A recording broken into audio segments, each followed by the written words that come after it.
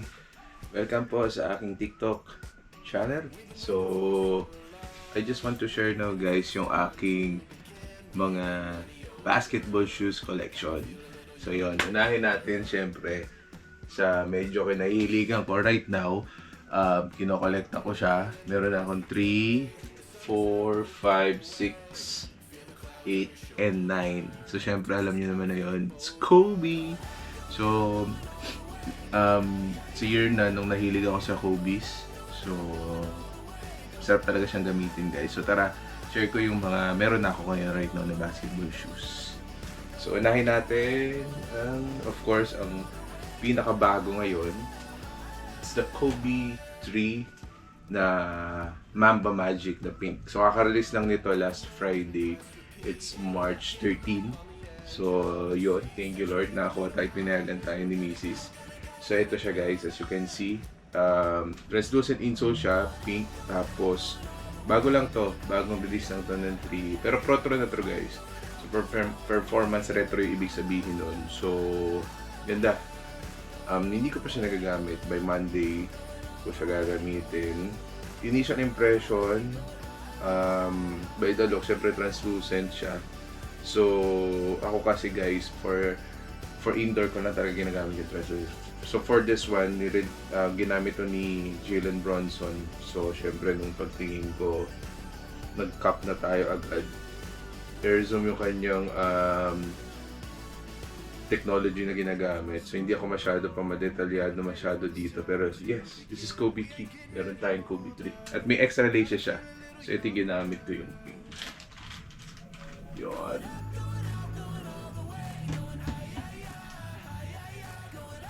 So, next one.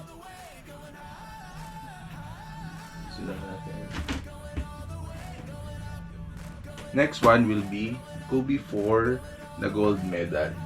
So, dito guys, medyo feeling ko sa akin na 10.5 wide foot kasi ako. So, sa mga Kobe size 11 talaga ako. Pero with this gold medal, nag plus 0.5 pa ako. So, 11.5 ako dito. And I think, isa to sa mas okay sa akin na gamitin na panlaro. So, low cut siya, sabi nila. Pero, kung masasabi ko lang, mas ano siya, mas, kumbaga parang yung near dun sa floor, mas ano siya, mas okay siyang gamitin. Yung zoom niya, zoom air is okay, and at the same time talagang very comfy tong gamitin guys. And yun nga, no, nag 0.5 ako, mas lalo pa siyang naging okay. So kumbaga, this gold medal guys is wala akong masabi, sarap. So kung meron pa nga si HBL, sana kukuha ko pero ang hirap maghanap ng sizes na po. 11.5 sa Kobe's, medyo rare size siya. So next will be Kobe 5 na Europe na Mamba na red. So ito ay China exclusive, if I'm not mistaken. Wala sa Philippines nito guys. So nabili ko lang dito sa reseller. Di pa ako talaga nakakabili ng direct sa Titans or sa mga Nike app, sneakers app. So ito guys, true to size din siya. So hindi siya snug masyado. At the same time, hindi rin ako naglagay ng ibang insole dito. So, ang masasabi ko lang dito guys, kulay black yung kanyang outsole pero parang translucent pa rin siya eh. Pagka naman ginamit to wise, naka-zoom na rin siya. And Pro din siya na Kobe 5. Okay din to. Sobrang isa rin to sa masarap gamitin guys. Hindi siya snug. So, 11 lang yung size ko. And as you can see, syempre ang pogi niya, di ba? And at the same time, hindi siya mabigat. And marirecommend ko din yung Kobe 5 na sa mga white footer like me na true to size lang kayo. And of course, meron pa tayong isang Kobe 5. This is yung isa naman sa sikat na X-ray. And guys, pakita ko sa inyo, glow in the dark yan. Di ba? Ayos ba? So glow in the dark tong Kobe na 5 na X-ray, and at the same, and same lang to, mas mataas lang to ng konti nung nabili ko dito. This is around 14.5 and this is around 15k ko nabili sa reseller din. Medyo prone lang siya sa gas-gas guys. Kasi syempre yung mga glow in the dark nyo talaga, yung shade niya medyo pag naapakan talaga guys, gas-gas agad. So medyo maingat tayo dito. And kita nyo naman, malinis talaga tayo sa sapatos. So ito naman, same lang nung feels dito sa Kobe 5 na Year of the Mamba na red. Kobe X-Rays also is good. Maganda siyang gamitin. True to size, hindi mo na kailangan mag plus 0.5. And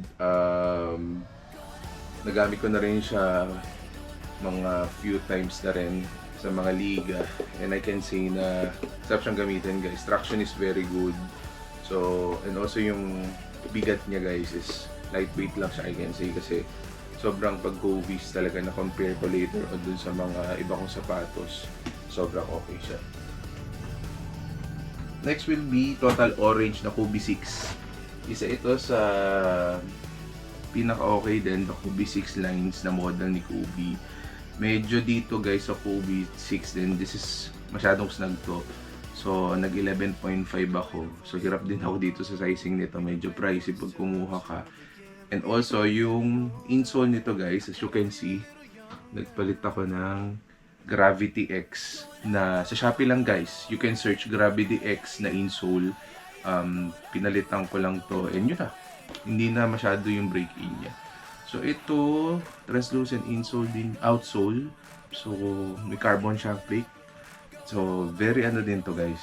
Very comfy pagdating na sa court. Lalo na nung pinalitan ko yung insole, na Gravity X insole na ako. Sarap gamitin dito guys. Before kasi I have reverse Grinch. But 11 siya. And medyo talagang sumasakit yung paa ko doon. Akala ko break-in lang. Pero nung nag-recommend sa akin na try mo mag 0.5, yun na. And one of my medyo pricey na Kobe shoes is the Kobe 6 Dodgers. So ito medyo sa reseller ko din ito nagkuha. Hindi pala medyo sa reseller ko na. And wala din to sa Pilipinas. This is I think US exclusive or sa ibang bansa talaga to. So hindi translucent, mas okay siya guys gamitin, pero hindi ko talaga to ginagamit outdoor. Indoors ko tsaka sa magandang court ko to ginagamit. Same din ang ginawa ko sa Total Orange. What I did is that 11.5, then nag Gravity X na insole ako. Nagpalit din ako agad, Shopee lang din. Nasa 300 plus siya. Nabili ko yung sumunod is parang nasa 600. Ngayon nung huli kong tingin nung nare-recommend ko sa tropa, it's around 500 din. So may logo siya na 8 dito sa gilid. And of course, ito napangliga ko na rin to, napanlaro ko na guys. Kobe 6 is ano, ang matitier ko 4 and 6 ang magandang isa laro rin sa basketball. 5 is the next one. And of course, ito, meron tayong Watda, Kobe 8. Ito naman guys, pogi siya. So, magkaiba ng kulay, may extra lace.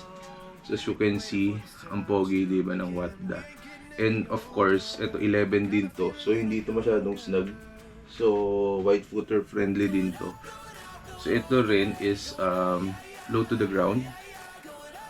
And at the same time guys, comfy din siyang gamitin. So, napang ilang liga ko na rin to. Sobrang comfy niya. So, lahat yan guys pinalalaro natin. Next will be ito, kabibili lang natin sabay ng Kobe 3. Parang last week ko lang to nakuha. It's the Year of the Horse. So, kaya ako bumili pa ng isang Kobe 8 guys kasi nga kakaiba yung ano niya, yung design niya. And at the same time, yung lace niya naka-same dito sa swoosh na logo. So, ito naman, siguro, same lang ditong feels ng Watda. What I can say is, nung ginamit ko siya, nagamit ko na siya ng dalawang laro and I can say na wala naman masyado akong naramdaman. Same lang, feels ng Watda. And hindi siya masakit. Kumbaga, white foot friendly din kasi nag-11 lang ako. Unlike sa mga 6 talaga na naka-11.5 ako. And also sa force. Next will be the Kobe 9. Ito lang yung isang Kobe 9 ko din, nag-iisa. Sa Kobe 9 na Blue Royal.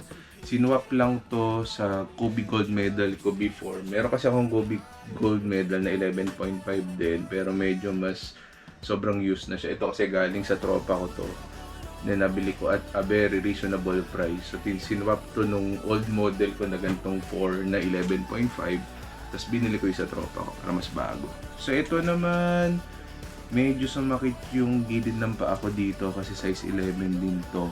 So what I did is that I exchange yung insole niya. So meron akong dati pa na Kobe na 2016 na model pa na Mamba something, Mamba Metalli, or meron maganda yung insole niya guys. So ang insole nito nilagay ko dito. So yung old model ko na Kobe, mas maganda daw kasi yung mga old model na drop out insole. So yun yung pinalit ko, kulay itim siya. So, nung ginamit ko yun na, wala nang naging masakit sa akin. So, saktong-sakto siya kasi 11 din talaga yung sizing ko dito. So, yun din. Ito, kung marerecommend ko siya na medyo sa mga rough na court, medyo hindi. Pero ikaw, kung gusto mong gamitin, so ito gamit na rin to guys. Maano ko to, nasulit ko na rin to.